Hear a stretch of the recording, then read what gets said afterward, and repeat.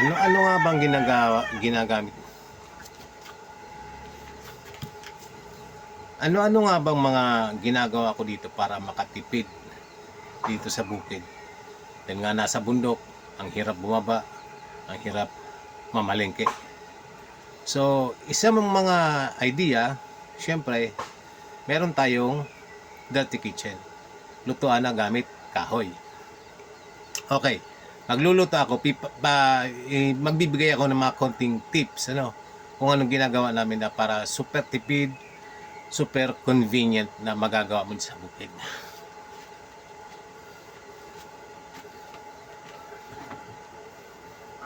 Okay, linisin ko itong abo. Ito yung mga ginamit na. Tinatanggal ko ito kasi itong ginagawa kong ang mga basura nga pala sinasama ko na lang sa sa paggagatong, So, hindi kami nagtatapon ng basura. Proud kami diyan, hindi kami nagtatapon ng basura. Kasama na lang sa sinusulok. Okay, yung abo, may pakinabang pa ito.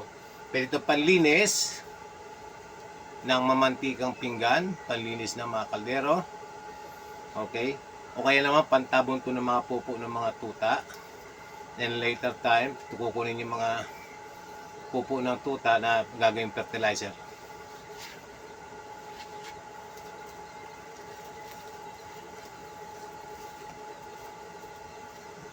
So lahat may purpose po. Okay. Ito naman, ang ginagawa pagpaningas, yung mga pinaglumaang damit,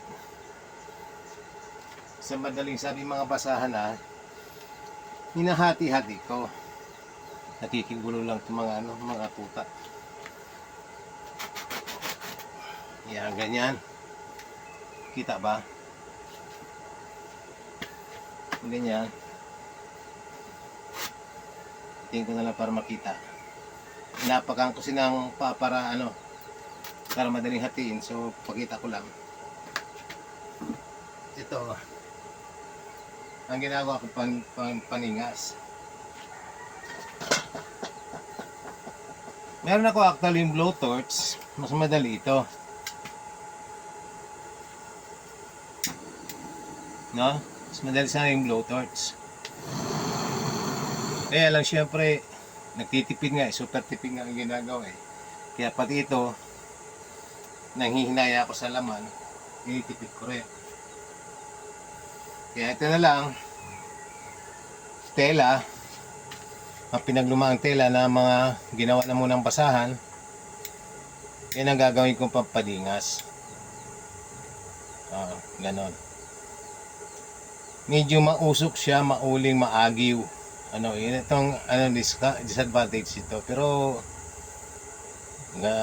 naman, nasa bundok naman So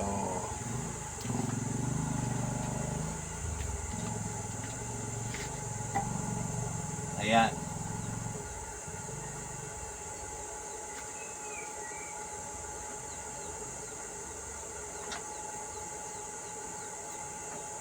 Ingat lang, baka mapasok ka.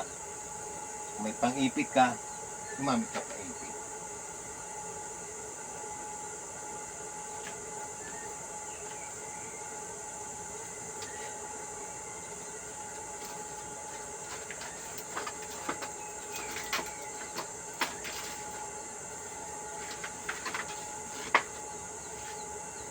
Ang dami kong pinaglumaang kawayan. Itong inuuna kong pinapanggatong kasi ningas siya.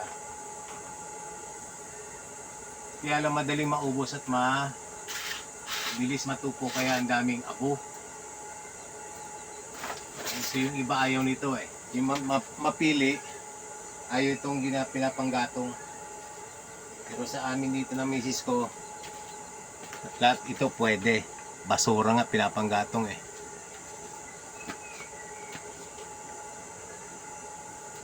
So, yan.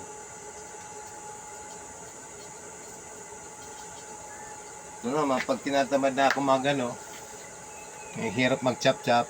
So, ginagatong ko lang kahit malaki. Ang tagal naman yan maubos. So, diskarte lang,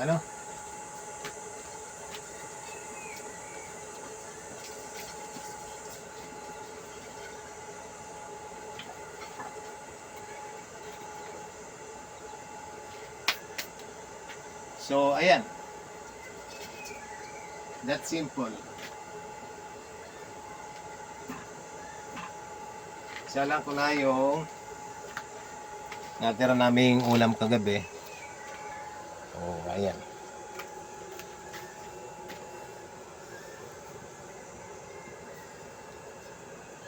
Oh, di ba? Makakapagluto na. Oh, ganon. May alternative naman. Ito naman actually alternative lang naman to. Kasi meron naman talaga kaming dahil nga sa may solar, meron namang pwedeng lutuan. Ayan, oh, rice cooker. Actually nakaluto na ako eh. Oh. Ayan. Nakapag-almusal na nga eh. So, yun. Diyan na rin ako nag-init ng tubig. Diyan din minsan nagluluto ng ulam. So, yung ano na yun, alternative na lang naman tong lutuan na to. Yun. At, yan. Ang dami namin nakatambak na panggatong. Okay, so yun lang. Yan lang naibigay ko na tip ngayon. Salamat!